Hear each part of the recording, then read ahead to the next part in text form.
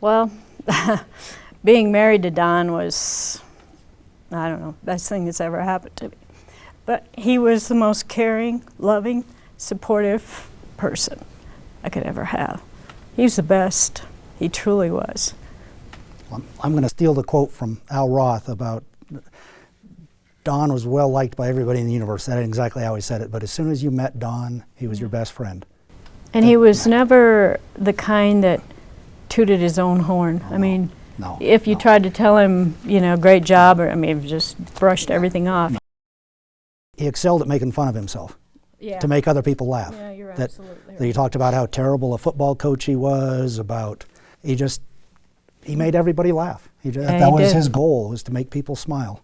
And Don was about athletics, but he was more than that. He was about helping kids. And Don took as much satisfaction in helping a kid that was in trouble as he did an athlete. He wanted to make a person the best person they could be. Yeah, if you were an athlete, he held you to a higher standard than he did somebody else, because Don believed you should give back as an athlete. You were fortunate to have those abilities, those God-given talents given to you. But if you were a kid that was struggling in school, Don took as much satisfaction about getting you out of high school as he did John Stearns going to the major leagues.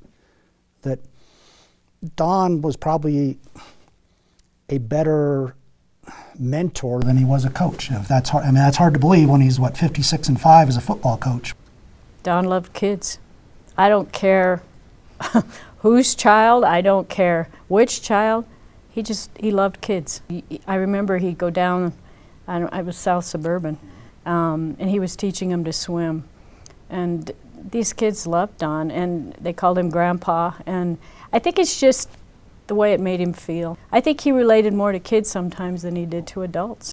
I knew Don for 20 years before I knew that he was at South Suburban volunteering with the special needs kids. He just didn't tell anybody about it. He just went down and did it.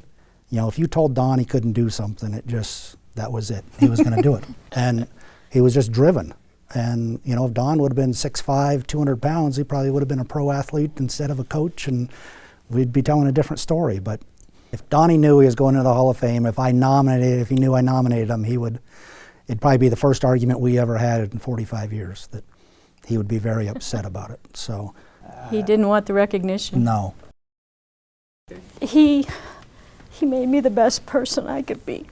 I guess I really wasn't as familiar with his teaching and his coaching. I just know the person he was for me. He was the best man I'll ever know. I am so pleased that I had the opportunity to be married to him, you know, for 34 years, and I miss him every day. I mean, he loved people, he loved kids, he loved his family. He was a great man.